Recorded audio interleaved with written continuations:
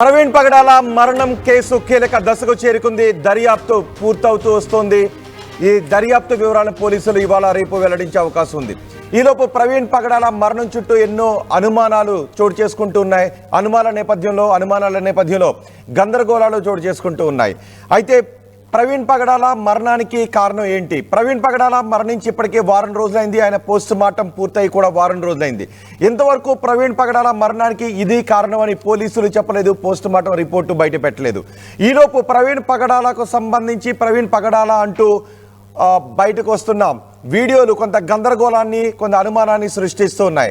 ప్రవీణ్ పగడాల తాగి వాహనాన్ని నడిపి ప్రమాదానికి గురయ్యారు అని కొందరు అంటూ ఉంటే, అసలు ఆ రోజు ఆ బైక్ నడిపింది ప్రవీణ్ పగడాల కాదు, ఆ బైక్ పై వెళ్ళి మధ్యాహ్నుకుంటున్నది, ప్రమాదానికి గురవుతున్నది, ఆ యాక్సిడెంట్ చేసింది ప్రవీణ్ పగడాల కాదు అని మరికొందరు అనుమానాలను వ్యక్తం చేస్తున్నారు. ఈ అనుమానాలన్నీ నివృత్తి చేయాలి అంటే, ఈ అనుమానాలకి ఫుల్ స్టాప్ పెట్టాలి అంటే కేవలం ఇద్దరు మాత్రమే ఆ అనుమానాలకి, గందరగోళానికి ఫుల్ స్టాప్ పెట్టే అవకాశం ఉంటుంది. ఒకటి, ఆ బైక్ పై కనిపిస్తున్నది ప్రవీణ్ పగడాల కాదా అనేది కుటుంబ సభ్యులు చెప్పాలి. రెండు, మరణానికి కారణం ఏంటి అనేది పోస్ట్ మార్టం రిపోర్ట్లో ఏముంది అని పోలీసులు చెప్పాలి. కానీ కుటుంబ సభ్యులు, పోలీసులు ఇద్దరు కూడా మౌనంగా ఉన్నారు. ఆయన మరణంపై ఆయన అభిమానులు గందరగోళానికి గురవుతున్నారు, అనుమానాల్ని వ్యక్తం చేస్తున్నారు, పోరాటం చేస్తున్నారు, ఆందోళనలు చేస్తున్నారు. వారం రోజులైన పోస్ట్ మార్టం రిపోర్టు బయటకు రాకపోవడానికి కారణం ఏంటి?